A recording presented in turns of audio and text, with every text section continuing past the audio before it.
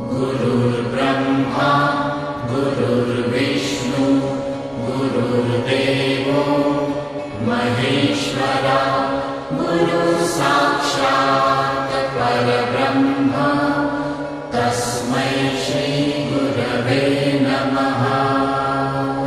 ಪ್ರಥಮ ಪಿಯುಸಿ ವಿದ್ಯಾರ್ಥಿಗಳಿಗೆ ಆನ್ಲೈನ್ ತರಗತಿಗೆ ಸ್ವಾಗತ. ಇಲ್ಲಿ ತರ್ಕಶಾಸ್ತ್ರದ ಮೊದಲನೇ ಅಧ್ಯಾಯವನ್ನ ನಾನು ಪ್ರಾರಂಭ ಮಾಡ್ತಾ ಇದ್ದೇನೆ. ನಿಮಗೆ ಪ್ರಥಮ ಪಿಯುಸಿ ವಿದ್ಯಾರ್ಥಿಗಳಿಗೆ ತರ್ಕಶಾಸ್ತ್ರ ಹೊಸ ವಿಷಯ ಕೂಡ ಹೌದು. ತರ್ಕಶಾಸ್ತ್ರ ಅಂದ್ರೆ ಇದು ಬಹಳ ಪುರಾತನವಾದ ಒಂದು ವಿಷಯ ಕೂಡ ಹೌದು. ತರ್ಕ ಅಂದ್ರೆ ಚರ್ಚೆ ಮಾಡುವುದು, ಯೋಚನೆ ಮಾಡುವುದು, ಚರ್ಚಿಸು ಅಂತ ಅರ್ಥ. ಹಾಗಿದ್ರೆ ತರ್ಕಶಾಸ್ತ್ರ ಅಂದ್ರೆ ಏನಪ್ಪಾ ಅಂತಂದ್ರೆ, ತರ್ಕಶಾಸ್ತ್ರ ಮಾನವನ ಆಲೋಚನೆಗಳನ್ನ ಒಳಗೊಂಡಂತಹ ಒಂದು ಶಾಸ್ತ್ರವೇ ತರ್ಕಶಾಸ್ತ್ರ. ಇದನ್ನ ಆಂಗ್ಲ ಭಾಷೆಯಲ್ಲಿ ಲಾಜಿಕ್ ಅಂತ ಹೇಳಿ ಕರಿತೇವೆ. ಲಾಜಿಕ್ ಅಂತಕ್ಕಂಥದ್ದು ಒಂದು ಗ್ರೀಕ್ ಭಾಷೆಯ ಲೋಗೋಸ್ ಅಂತಕ್ಕಂಥ ಒಂದು ಪದದಿಂದ ಉತ್ಪತ್ತಿ ಆಗಿರ್ತಕ್ಕಂಥದ್ದು. ಲೋಗೋಸ್ ಅಂದ್ರೆ ಥಾಟ್ ಅಂತೇಳಿ ಕೂಡ ಕರಿತೇವೆ. ಅಂದ್ರೆ ಇಲ್ಲಿ ಆಲೋಚನೆಗಳನ್ನ ಒಳಗೊಂಡಂತಹ ಒಂದು ಶಾಸ್ತ್ರವೇ ತರ್ಕಶಾಸ್ತ್ರ ಅಷ್ಟೇ. ಈಗ ಮನುಷ್ಯರಿಗೆ ಈ ಆಲೋಚನೆ ಅಂತಕ್ಕಂಥದ್ದು ದೈವದತ್ತವಾಗಿ ಬಂದಂತಹ ಒಂದು ಕೊಡುಗೆ.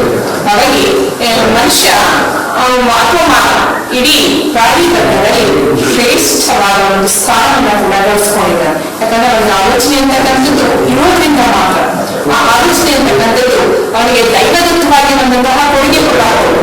ಹಾಗಾಗಿ ಇಲ್ಲಿ ಮೊದಲನೇ ಅಧ್ಯಾಯದಲ್ಲಿ ನಾವು ತರ್ಕಶಾಸ್ತ್ರ ಅಂದ್ರೆ ಏನು, ತರ್ಕಶಾಸ್ತ್ರದ ಅರ್ಥ ಏನು, ತರ್ಕಶಾಸ್ತ್ರದ ಸ್ವರೂಪ ಅಂದ್ರೆ ಏನು, ಹಾಗೆ ತರ್ಕಶಾಸ್ತ್ರ ಹೇಗೆ ಬಂದಿದೆ, ತರ್ಕಶಾಸ್ತ್ರ ಅಂತಕ್ಕಂಥದ್ದು ಹೇಗೆ ಭಾರತದ ಗ್ರೀಕ್ನಲ್ಲಿ ಇದು ಉತ್ಪತ್ತಿಗೊಂಡಂತಹದ್ದು.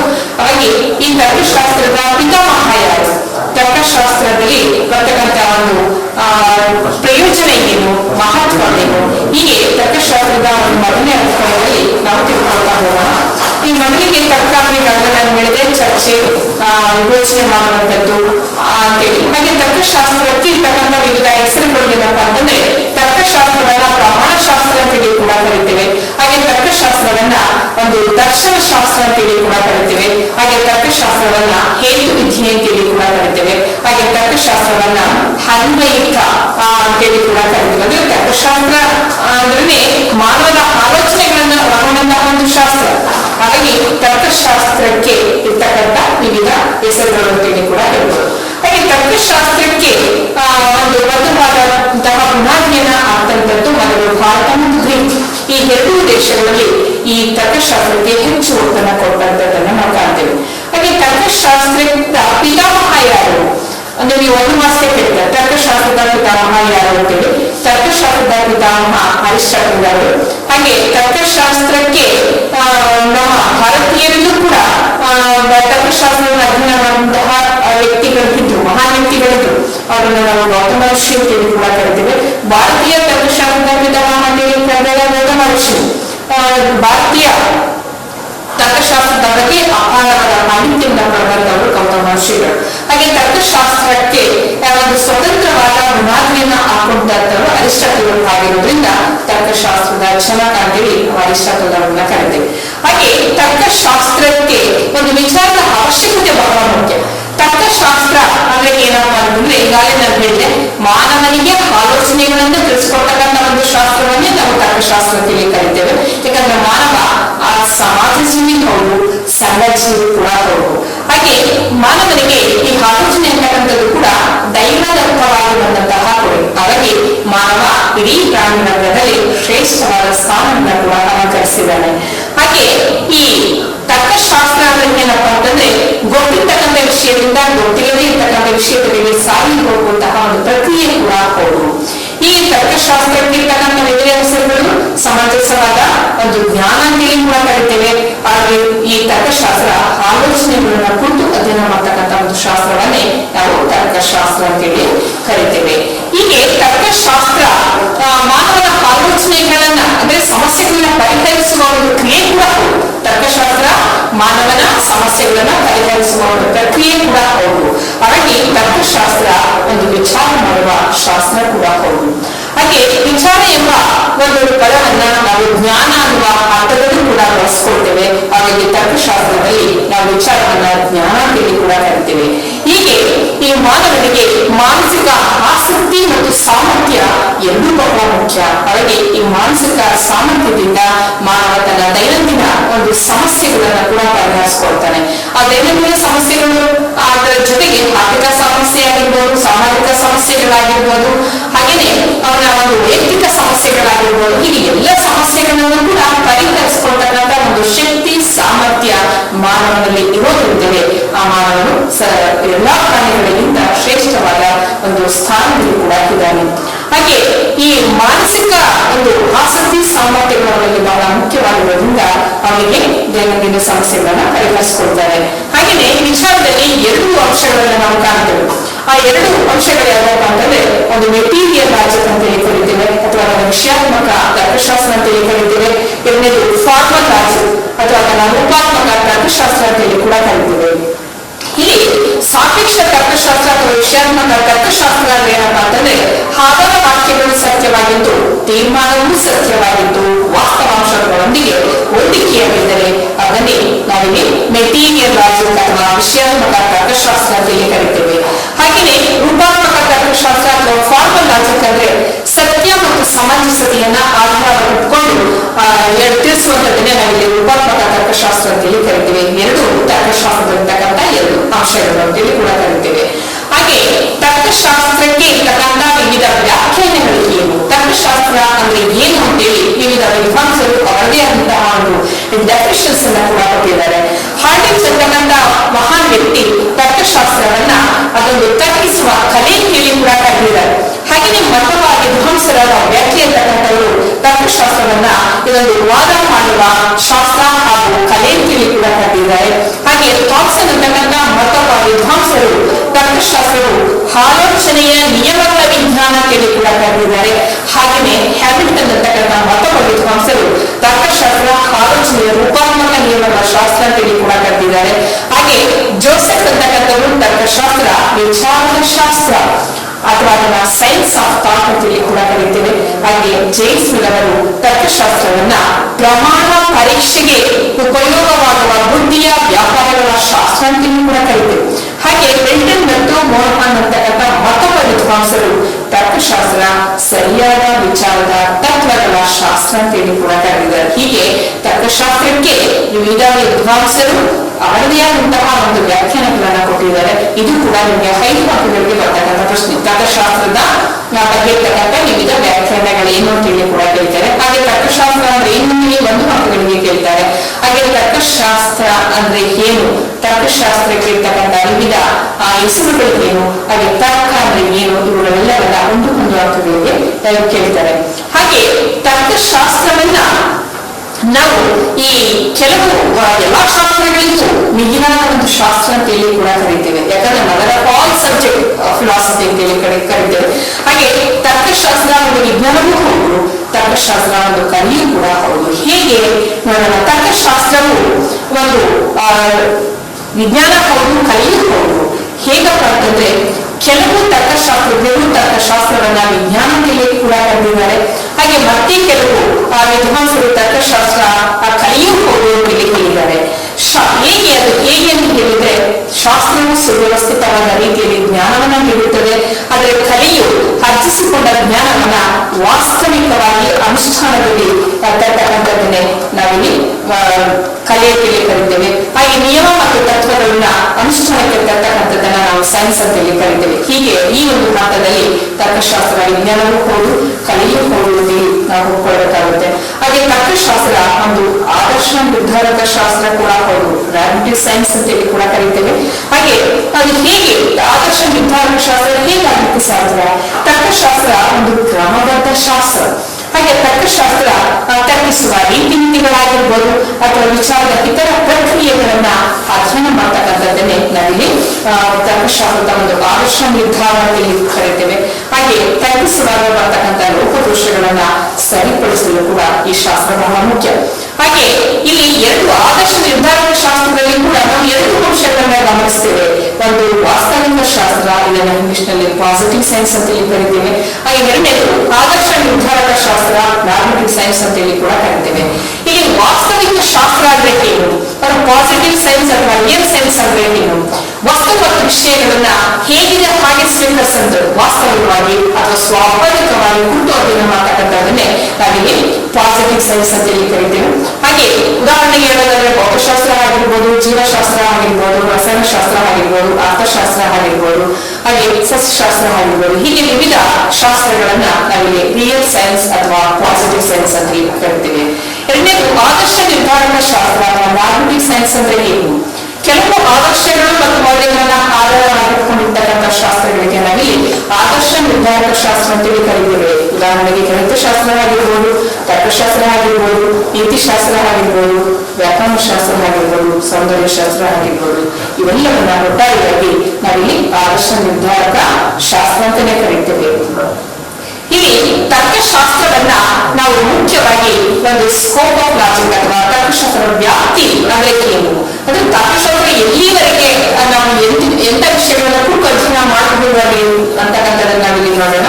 ಇಲ್ಲಿ ಒಂದು ವಿಷಯಕ್ಕೆ ಸಂಬಂಧಿಸಿದಂತೆ ವ್ಯಾಪ್ತಿ ಅಂದ್ರೆ ಆ ವಿಷಯದ ಅಧ್ಯಯನದ ವಿಷಯ ಒಳಗೊಳ್ತಕ್ಕಂಥದ್ದು ವಿಸ್ತರಿಸುವ ಕ್ಷೇತ್ರ ಅಥವಾ ಪರಿಧಿ ಅಂತ ಹೇಳಿ ಕೂಡ ಕರಿತೇವೆ. ಈ ತರ್ಕಶಾಸ್ತ್ರವನ್ನ ನಾನು ಈಗಾಗಲೇ ಎಲ್ಲಾ ಶಾಸ್ತ್ರಗಳನ್ನು ಕೂಡ ಅಧ್ಯಯನ ಮಾಡತಕ್ಕಂಥ ಒಂದು ಶಾಸ್ತ್ರವೇ ತರ್ಕಶಾಸ್ತ್ರ. ತರ್ಕಶಾಸ್ತ್ರವನ್ನ ವಿಜ್ಞಾನ ಅಂತೇಳಿ ಕರೆದಿದ್ದೇವೆ, ತರ್ಕಶಾಸ್ತ್ರವನ್ನ ಒಂದು ಕಲೆ ಅಂತೇಳಿ ಕೂಡ ಕರೆದಿದ್ದೇವೆ, ಹಾಗೆ ತರ್ಕಶಾಸ್ತ್ರವನ್ನ ಒಂದು ಆದರ್ಶ ನಿರ್ಧಾರಕ ಶಾಸ್ತ್ರ ಅಂತೇಳಿ ಕೂಡ ಕರೆದಿದ್ದೇವೆ, ಹಾಗೆ ತರ್ಕಶಾಸ್ತ್ರವನ್ನ ಒಂದು ವಾಸ್ತವಿಕ ಶಾಸ್ತ್ರ ಅಂತೇಳಿ ಕೂಡ ಕರೆದಿದ್ದೇವೆ. ಈ ಒಂದು ದೃಷ್ಟಿಯಲ್ಲಿ ತರ್ಕಶಾಸ್ತ್ರದ ಒಂದು ವ್ಯಾಪ್ತಿಯನ್ನ ನಾವು ಗಮನಿಸ್ತಾ ಹೋಗ್ತೇವೆ. ತರ್ಕಶಾಸ್ತ್ರದಲ್ಲಿ ಎರಡು ಅಂಶಗಳನ್ನಾಗಿ ನಾವು ಮಾಡ್ಕೊಂಡಿದ್ದೇವೆ. ಈಗಾಗಲೇ ನಾನು ತರ್ಕಶಾಸ್ತ್ರವನ್ನ ನಿಗಮನ ಮತ್ತು ನಿಗಮನ ಅಂತೇಳಿ ಕೂಡ ಕರೀತಾರೆ. ತರ್ಕಶಾಸ್ತ್ರದಲ್ಲಿ ಮುಖ್ಯವಾದ ಅಂಶಗಳೇನಪ್ಪಾ ಅಂತಂದ್ರೆ ನಿಗಮನ ಮತ್ತು ನಿಗಮನ, ಡಿಡಕ್ಷನ್ ಮತ್ತು ಡಿಡಕ್ಷನ್ ಅಂತೇಳಿ ಕರೀತೇವೆ.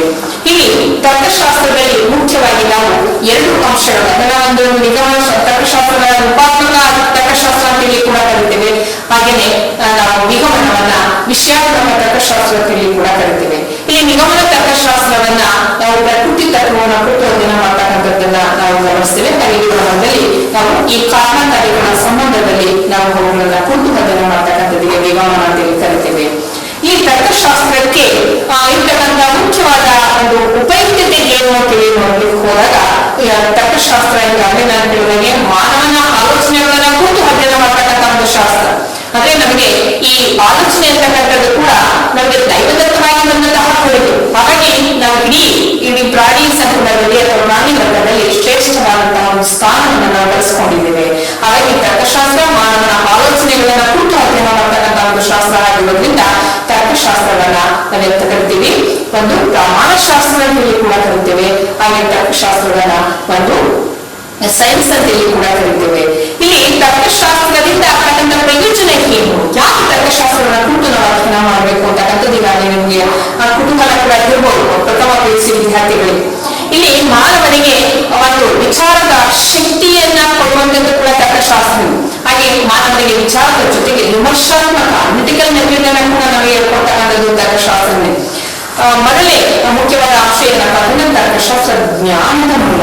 ನಮಗೆ ತರ್ಕಶಾಸ್ತ್ರ ವಿಚಾರದ ಜೊತೆಗೆ ಒಂದು ಜ್ಞಾನದ ಮೂಲ ಕೂಡ ಹೌದು. ಹಾಗಾಗಿ ವಿಷಯಗಳನ್ನ ಸುವ್ಯವಸ್ಥಿತವಾಗಿ ಅಧ್ಯಯನ ಮಾಡ್ತಕ್ಕಂಥ ಒಂದು ಸಾಮರ್ಥ್ಯವನ್ನ ಕೂಡ ನಮಗೆ ಕೊಡುವಂಥದ್ದು. ಹಾಗೆ ಎರಡನೇ ಪಾಯಿಂಟ್ ಏನಪ್ಪಾ ಅಂತಂದ್ರೆ ತರ್ಕಶಾಸ್ತ್ರ ಆಲೋಚನೆ ಮತ್ತು ವಿಚಾರದ ನಿಯಮಗಳನ್ನ ತಿಳಿಸ್ಕೊಳ್ಳುವಂಥದ್ದು. ಬರೀ ಆಲೋಚನೆ ಮಾಡೋದು ಅಷ್ಟೇ ಅಲ್ಲ, ಅದರ ನಿಯಮಗಳನ್ನ ಹೇಗೆ ಆಲೋಚನೆ ಮಾಡಬೇಕು, ನಮ್ಮ ಸಮಸ್ಯೆಗಳನ್ನ ಹೇಗೆ ಪರಿಹರಿಸಿಕೊಳ್ಬೇಕು, ಇವೆಲ್ಲವನ್ನ ನಾವು ತರ್ಕಶಾಸ್ತ್ರದ ಅಧ್ಯಯನದಲ್ಲಿ ಮುಖ್ಯವಾಗಿ ತಿಳ್ಕೊಳ್ತಕ್ಕಂಥ ವಿಷಯಗಳಾಗಿರುತ್ತೆ. ಹಾಗೆಯೇ ಮತ್ತೊಂದು ಮುಖ್ಯವಾದ ತರ್ಕಶಾಸ್ತ್ರದ ಒಂದು ಪ್ರಯೋಜನ ಏನಪ್ಪಾ ಅಂತಂದ್ರೆ ಸಮಂಜಸವಾದ ಜ್ಞಾನ.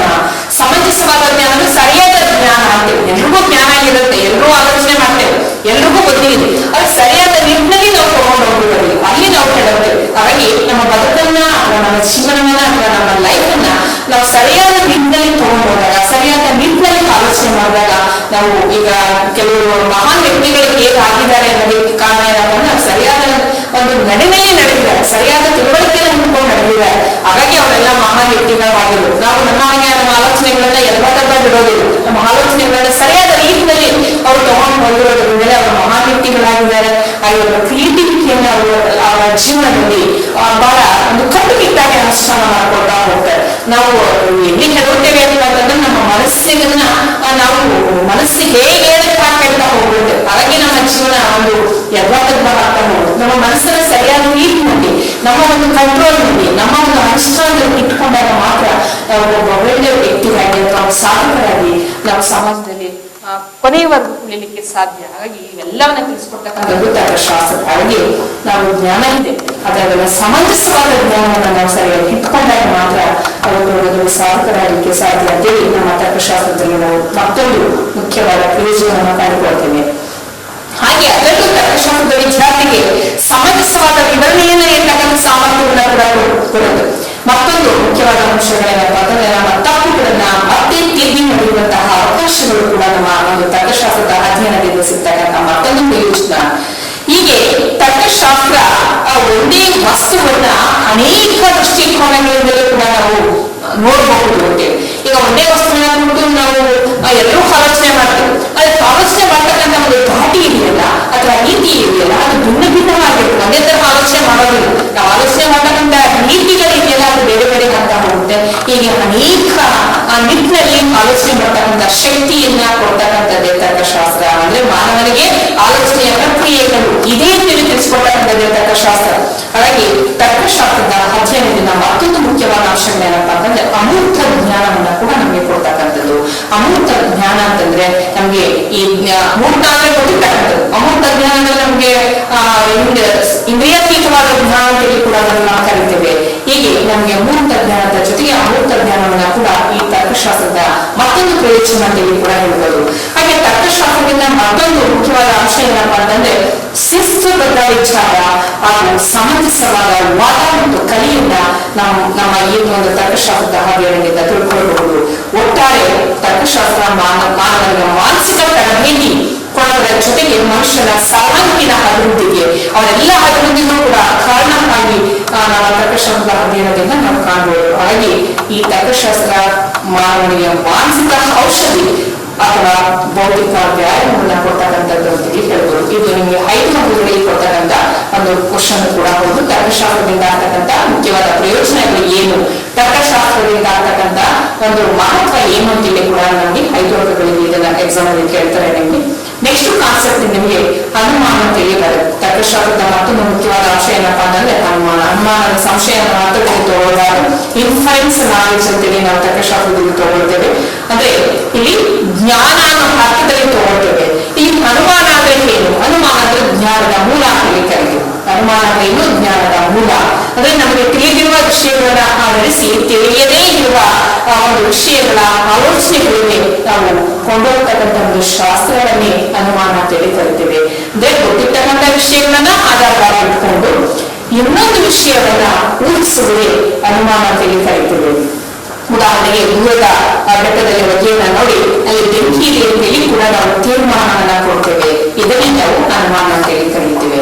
ಇಲ್ಲಿ ಈ ಒಂದು ವಾದದಲ್ಲಿ ಒಂದಕ್ಕಿಂತ ಹೆಚ್ಚಿನ ತರ್ಕವಾಕ್ಯಗಳು ಇರುವುದನ್ನು ನಾವು ಕಾಣ್ತೇವೆ. ಅಂದ್ರೆ ಒಂದು ವಾದದಲ್ಲಿ ನಾವು ಲಭ್ಯವಿರ್ತಕ್ಕಂಥ ಅಥವಾ ತಿಳಿದ ತರ್ಕವಾಕ್ಯಗಳಿಂದ ಮತ್ತೊಂದು ತರ್ಕವಾಕ್ಯವನ್ನು ರೂಪಿಸುವ ನಿಟ್ಟಿನಲ್ಲಿ ನಾವು ಸಾಕ್ತೇವೆ. ಅಂದ್ರೆ ನಮ್ಮ ವಾದವನ್ನ ಆಧರಿಸಿದ ತರ್ಕವಾಕ್ಯವನ್ನ ಆಧಾರವಾಕ್ಯ ಅಂತೇಳಿ ಕರಿತೇವೆ. ಆದ್ರೆ ನಾವು ತೀರ್ಮಾನವಾಗಿ ರೂಪಿಸುವ ತರ್ಕವಾಕ್ಯವನ್ನೇ ತೀರ್ಮಾನ ಅಥವಾ ನಿರ್ಣಯ ಅಂತೇಳಿ ಕರಿತೇವೆ. ಈ ನಿರ್ಣಯ ಅಥವಾ ತೀರ್ಮಾನ ಅಂದ್ರೆ ಇದೊಂದು ಮಾನಸಿಕ ಸ್ಥಿತಿ, ಮಾನಸಿಕವಾಗಿ ನಾವು ಕೊಡ್ತಕ್ಕಂಥ ಒಂದು ನಿರ್ಣಯವನ್ನೇ ನಾವು ಜಡ್ಜ್ಮೆಂಟ್ ಅಂತೇಳಿ ತಗೊಳ್ತೇವೆ. ಈಗ ಅನುಮಾನದಲ್ಲಿ ನಾವು ನೆಕ್ಸ್ಟ್ ಕಾನ್ಸೆಪ್ಟ್ ಅಂದ್ರೆ ಅನುಮಾನವಿರ್ತಕ್ಕಂಥ ವಿಧಗಳು ಅಥವಾ ಕೈಂಡ್ಸ್ ಆಫ್ ಇನ್ಫರೆನ್ಸ್ ಅಂತೇಳಿ ಕರಿತೇವೆ. ಅನುಮಾನದಲ್ಲಿ ಇರ್ತಕ್ಕಂಥ ವಿಧಗಳು. ಅನುಮಾನ ಅಂದ್ರೆ ಜ್ಞಾನ ಅಂತೀವಿ ಅಷ್ಟೇ, ಇನ್ನೇನಲ್ಲ. ಅನುಮಾನದಲ್ಲಿ ಜ್ಞಾನ, ಅನುಮಾನ ಅಂದ್ರೆ ಗೊತ್ತಿರ್ತಕ್ಕಂಥ ವಿಷಯಗಳನ್ನ ಆಧಾರವಾಗಿಟ್ಕೊಂಡು ಗೊತ್ತಿರತಕ್ಕಂಥ ವಿಷಯಗಳಿಗೆ ಸಾಗಿ ಹೋಗುವ ಪ್ರಕ್ರಿಯೆಗೆ ನಾವಿಲ್ಲಿ ಇನ್ಫರೆನ್ಸ್ ಅಂತೇಳಿ ಕರಿತೇವೆ. ಈ ಇನ್ಫರೆನ್ಸ್ ಅಥವಾ ಅನುಮಾನದಲ್ಲಿ ಮುಖ್ಯವಾಗಿ 2 ವಿಧಗಳನ್ನು ನಾವು ಕಾಣ್ತೇವೆ. ಒಂದು ನಿಗಮನ ಅನುಮಾನ, ಎರಡನೇದು ವಿಗಮನ ಅನುಮಾನ. ಈ ನಿಗಮನ ಅನುಮಾನವನ್ನ ರೂಪಾತ್ಮಕ ತರ್ಕಶಾಸ್ತ್ರ ಅಂತೇಳಿ ಕರಿತೇವೆ ಅಥವಾ ಡಿಡಕ್ಟಿವ್ ಇನ್ಫರೆನ್ಸ್ ಅಂತೇಳಿ ಕರಿತೇವೆ. ಎರಡನೇದು ನಿಗಮನ ತರ್ಕಶಾಸ್ತ್ರ ಅಂತೇಳಿ ಕರಿತೇವೆ ಅಥವಾ ಇಂಗ್ಲಿಷ್ ನಲ್ಲಿ ಅದನ್ನ ಇಂಡಕ್ಟಿವ್ ಇನ್ಫರೆನ್ಸ್ ಅಂತೇಳಿ ತಗೊಳ್ತೇವೆ ಅಥವಾ ಅದನ್ನ ವಿಷಯಾತ್ಮಕ ತರ್ಕಶಾಸ್ತ್ರ ಅಂತೇಳಿ ಕೂಡ ಕರಿತೇವೆ. ಈ ನಿಗಮನ ಅನುಮಾನ ಅಂದ್ರೆ ಏನು ಅಂತೇಳಿ 1 ಹಂತಗಳಿಗೆ ಕೇಳ್ತಾರೆ. ನಿಗಮನ ಅನುಮಾನ ಅಂದ್ರೆ ಏನು ಅಥವಾ ಡಿಡಕ್ಟಿವ್ ಇನ್ಫರೆನ್ಸ್ ಅಂದ್ರೆ ಏನು ಅಂತೇಳಿ ಕೇಳ್ತಾರೆ. ಈ ನಿಗಮನ ಅನುಮಾನ ಅಂತಂದ್ರೆ ಪೂರ್ಣ ವ್ಯಾಪಕ ಸಂಗತಿಯಿಂದ ಅಪೂರ್ಣ ವ್ಯಾಪಕ ಸಂಗತಿಯೆಡೆಗೆ ಸಾಗಿ ಹೋಗುವ ಪ್ರಕ್ರಿಯೆಗೆ ನಾವಿಲ್ಲಿ ನಿಗಮನ ಅಥವಾ ಡಿಡಕ್ಟಿವ್ ಇನ್ಫರೆನ್ಸ್ ಅಂತೇಳಿ ತಗೊಳ್ತೇವೆ. ಉದಾಹರಣೆಗೆ ಎಲ್ಲಾ ಮಾನವರು ಮರ್ತ್ಯರು, ಜಾನೊಬ್ಬ ಮಾನವ, ದೇವೋ ಎಲ್ಲಾ ಮಾನವರು ಮರ್ತ್ಯರು. ಇಲ್ಲಿ ನಮಗೆ ಆಧಾರ ವಾಕ್ಯಗಳು ಬಹಳ ಮುಖ್ಯ. ಏನು ಆಧಾರ ವಾಕ್ಯ ಇದೆಯೋ ಅದನ್ನೇ ಆಧರಿಸಿ ನಾವು ತೀರ್ಮಾನವನ್ನು ಸೂಚಿಸುವ ಪ್ರಕ್ರಿಯೆಯನ್ನು ನಾವಿಲ್ಲಿ ನಿಗಮನದಲ್ಲಿ ಕಾಣ್ತೇವೆ. ಅಂದ್ರೆ ಪ್ರಕೃತಿ ತತ್ವವನ್ನ ಹೊಂದಿರ್ತಕ್ಕಂಥದ್ದು. ಒಂದೇ ಒಂದು ಪದದಲ್ಲಿ ಹೇಳೋದಾದ್ರೆ ನಿಗಮನದಲ್ಲಿ ನಾವು ಪ್ರಕೃತಿ ತತ್ವವನ್ನು ಆಧರಿಸಿ ತೀರ್ಮಾನವನ್ನ ಕೊಡ್ತೇವೆ. ಪ್ರಕೃತಿ ತತ್ವ ಹೇಗಿದೆ ಹಾಗೆ ಒಪ್ಕೊಳ್ತೇವೆ. ಅದೇ ನಿಗಮನ, ಈ ನಿಗಮನವನ್ನು ನಾವು ಅನುಗಮನ ಅನ್ನೋ ಒಂದು ಮತ್ತೊಂದು ಪದದಿಂದ ಕೂಡ ನಾವು ಕರಿತೇವೆ, ಅಥವಾ ಇಂಗ್ಲಿಷ್ ನಲ್ಲಿ ಇದನ್ನ ಇಂಡಕ್ಟಿವ್ ಇನ್ಫರೆನ್ಸ್ ಅಂತ ಹೇಳಿ ಕೂಡ ಕರಿತೇವೆ. ಇಲ್ಲಿ ನಿಗಮನ ಅಂದ್ರೆ ಏನಪ್ಪಾ ಅಂತಂದ್ರೆ ಅಪೂರ್ಣ ವ್ಯಾಪಕ ಸಂಗತಿಯಿಂದ ಪೂರ್ಣ ವ್ಯಾಪಕ ಸಂಗತಿಯಲ್ಲಿ ಸಾಗಿ ಹೋಗುವ ಪ್ರಕ್ರಿಯೆ ಕೂಡ ಹೌದು. ಇಲ್ಲಿ ನಿಗಮನವನ್ನ ನನಗೆ ಆಗಲೇ ಹೇಳಿದಂಗೆ ವಿಜ್ಞಾನ ಅಂತೇಳಿ ಕೂಡ ಕರಿತೇವೆ. ವಿಜ್ಞಾನ ಪ್ರಕೃತಿ ತತ್ವವನ್ನ ಹೇಗೆ ಹಾಗೆ ಒಪ್ಕೊಳ್ಳೋದಿಲ್ಲ, ಅಲ್ಲಿ ಮುಖ್ಯವಾಗಿ ಕಾರಣಕಾರಿಗಳ ಸಂಬಂಧವನ್ನು ಹುಡುಕುವಂತದನ್ನ ಕಾಣ್ತೇವೆ.